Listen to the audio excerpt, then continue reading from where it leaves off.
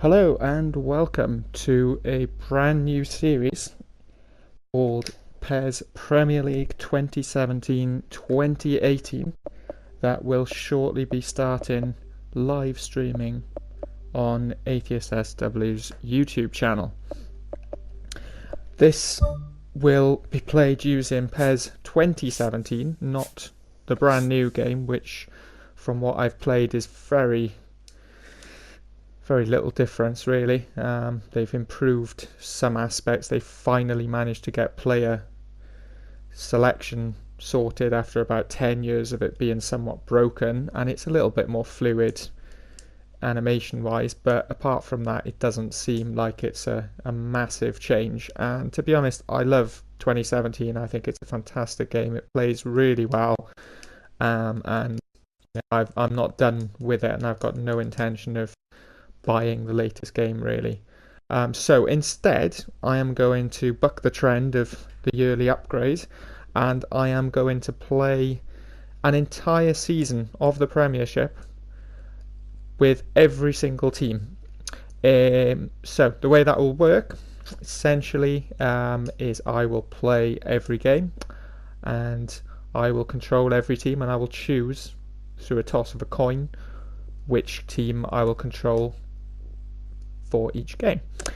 This is something I did a long time ago, about 10 years ago now, back on the PS2. I think it was PES 6, final year of uni, and had a lot of spare time, and actually did this. Didn't complete it then though. I think I only got about halfway through, maybe 3/4 of the way through, so I intend to complete this. Unfortunately, things have changed. Time is now of the essence, so it's not going to be something I can blitz through in 5 minutes. However, I'm aiming to be able to stream semi-frequently, 2, 3, maybe 4 times a week. May only be 3 or 4 games at a time, but the aim would be to get through at least one week of the Premier League season in game in an actual week. Sometimes it might be more, sometimes it might be a little less. It'll all depend on my real life schedule, work, etc. But generally that is the aim, in order to play through it.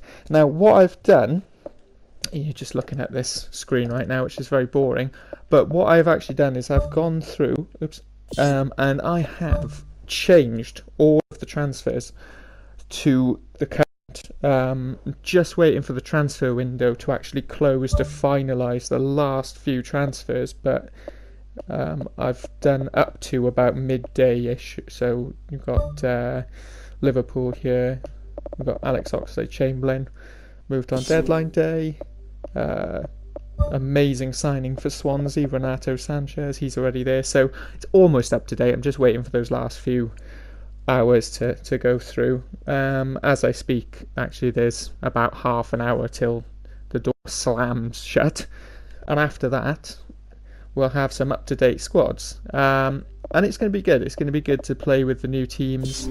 I've also gone and I've edited the players based on their performances last year. So some players have got a stats upgrade that is highly deserved. For example, Liverpool have had a few players that have had an upgrade. Actually, a lot of these ones were based on the PES 2018 demo, where they've had very similar upgrades. Matip in particular, 83, he's gone up from 79. Adam Lallana, had an excellent season, so he's gone up. And also changed a few of their positions. Lallana was a winger, but he's played primarily as a centre midfielder for Liverpool last season and did an excellent job, so he's now got that as his primary position. He's had a stats boost. Mane has been unplayable at times, he's had a stats upgrade, and that's just Liverpool. I mean, there's other teams, Tottenham as well, fantastic season for them, so some players have had a boost. Eriksen, brilliant season. Son, absolutely fantastic. Dele Alli, you cannot upgrade him. But also some of the the lesser teams as well, have had a bit of an upgrade based on either players they've signed. I don't know every single player that has been signed, but based on the sort of money that has been spent, they've had a little bit of an upgrade boost. For example, Leicester. Let's see. Yeah, Leicester signed Harry Maguire from Hull. I think he was about 70 overall. But he had an excellent season for Hull despite their relegation, so he's had a bit of a stats upgrade. So he's actually got more chance of being picked in the team in that show as well. A little bit of an upgrade. Really up against, at the end of the day, they might not be necessarily 100% accurate as stats, but they're making it more interesting in terms of team selection, and when you see the arrows, and also play with the fatigue on, so there's going to need to be rotation, and some of the players had some pretty poor stats because they were unknown before the start of last season. I mean, just as an example, you just have to look at Kylian Mbappe, the guy that's just today signed for Paris Saint-Germain for 160 million quid. I actually have given him a boost because his initial stats were shocking. 71 overall. I still don't necessarily think 83 is doing him justice, but I'm not doing the French league, so I'm not going to worry about that too much at this stage. But it's just an example that there's a lot of young players that made a breakthrough last season, and the stats for them are pretty poor on this game, so they just deserved that extra stat upgrade. I've also got all the kits and the badges from a fantastic option file that I downloaded back at the start of 2017's lifetime.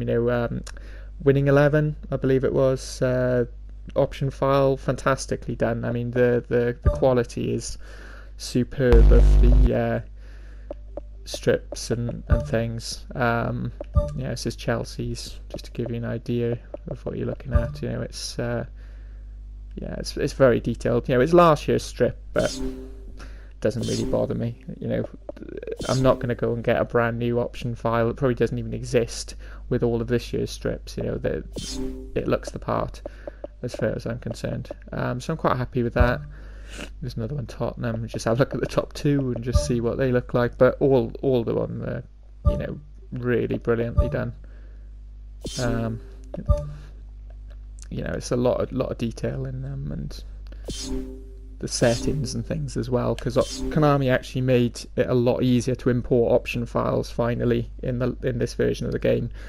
So you could literally put a bunch of kits and badges and things onto a memory stick and then just batch import them in, which was a huge relief, because previously you had to kind of go in individually to the strip, then you had to go into the kit, then you had to go through and you had to go and change all these designs and things to match, so that when you actually individually imported the bitmap or JPEG files for the kit, they would look right, because otherwise there would be bits missing and they would be off color and all sorts of things. So this did much easier job, and that was something I did very early on in the game, because it's the one bugbear I have with Pro Evo, that the unlicensed teams, they look terrible, and Konami don't even make an effort sometimes to get the right look for the kit. It doesn't even look anything remotely like the kit. I mean, I think one of the teams, Swansea maybe, have stripes for their default kit, and it's like, no, it's just wrong. So it's just something that I had to change. But there's an excellent option file. It looks brilliant in game, and that's going to be my basis really for what we're doing. As I said, I'm going to use the toss the coin. Essentially, there's no way to prove if I'm doing it right, but at the end of the day, it's my stream. I can pretty much do what I want. But if I toss the coin and it's like, oh, you go in Stoke against Arsenal, I'm going to go Stoke against Arsenal. But I do reserve the right, on occasion to just go, nah, I'm not doing that. If I've had 5 games in a row where I've been the opposition to Man City or something, I might be like, no, I feel like playing as Man City for once. It's not ruining the integrity of the game in the end of the day. It's just a bit of fun.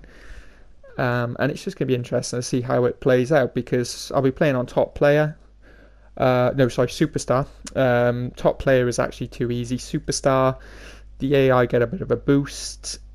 It's a little bit OP sometimes, but it does present a challenge, especially trying to break down their defense, because sometimes they can just move at almost superhuman speed to close you down no matter what you do. And yeah, it's frustrating, but it presents a challenge, and it'll mean that every game won't end up as a battering, which I think is the main thing, to try and keep it sort of realistic. And on the flip side, when you go teams that are going to struggle a bit, the newly promoted teams, your Watfords, your Swanseas, etc., and you're playing the big boys, it's going to be a real challenge to actually keep the score down, or to get something from the game, because, on their day, the AI are just suddenly superstars. Not always, though. Sometimes they play terribly even when they're good teams. Very strange AI in this game. But anyway, that's going to be interesting to see, I think. So yeah, that's the plan. This is going to be an ongoing thing. I say streams, they'll be going on at different times, probably weeknights. I'd imagine maybe 8-9-ish UK time. Weekends, any time really that I have a bit of time, I suppose. But obviously it will be available once it's been streamed to rewatch, and I'll have a list of the matches in there as well on the actual video information. So if there's a particular match you were sort of like want to watch, there you go. The other thing I'll do as well is I will see some of the best goals, and I will put together a sort of goal of the month type competition. Not necessarily sure how successful it's going to be in terms of getting people to vote, but it'll just be a compilation of some of the best goals scored, and that'll be nice, because you can get some real crackers in this game. There's a great variety, I'd say a much better variety of goals that you score in PES than in FIFA. And the way in which the game plays is just generally a lot more enjoyable and rewarding, I think. But some people prefer FIFA. I'm sure if you're watching this, you're probably on the side of PES, are with me on that. And that's about it, really. I think I've babbled on for long enough. Thanks for watching the intro. The first stream will be coming out at some point in the next few days. Not sure exactly when though, because the next few days are sort of very busy for me. But hopefully early September the streaming will start. We'll get the season underway, and we'll see how it goes. Obviously, if you're watching, drop a comment, like, all the YouTube stuff that people usually say. But hope you tune in, enjoy what you see, and hope I'll catch you then. Okay, bye for now. And that is it. The referee has seen enough. A very good game of football. No winner, but both sets of fans have got their money's worth. Fine entertainment, and it ends all square.